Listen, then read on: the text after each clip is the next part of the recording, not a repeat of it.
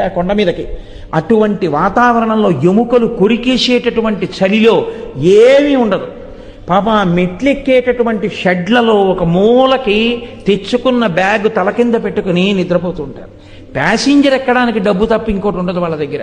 ముడుపు కట్టి తెచ్చుకున్న డబ్బులు ఆ హుండీలో వేసేస్తారు తప్ప ప్రాణం పోయినా అందులోంచి రూపాయి తీయరు. అంత భక్తితో వచ్చి సేవిస్తున్న వాళ్ళకి ఇవాల్టికి దర్శనమై తృప్తిగా వస్తున్నారంటే వెంకటేశ్వరుడు ఉన్నారనడానికి మీకు ఇంతకన్నా నిదర్శనం ఏం కావాలి? నేనంటాను, ఆనంద నిలయంలో వెతక్కండి వెంకటేశ్వరుడి కోసం. వెంకటాచల క్షేత్రంలో ఉన్న సామాన్యుడు తృప్తితో వెళ్ళిపోతున్నటువంటి ఆనందంలో మీకు వెంకటేశ్వరుడు కనబడతాడు. అక్కడున్నాడు. అందుకే స్వామి నటించుచుండు ఈ శైలమందు అన్నారు. ఆ పర్వతం అంతటి మీద ఆయన నర్తిస్తూ ఉంటాడు. ఆ పర్వతమేమి నమ్ముకున్నటువంటి వాడి ప్రతి ఇంటిలో, ప్రతి వాడి గుండెలో, వాడి ముందు, వాడి వెనక, వాడి పక్కన స్వామి నిలబడి ఉంటాడు.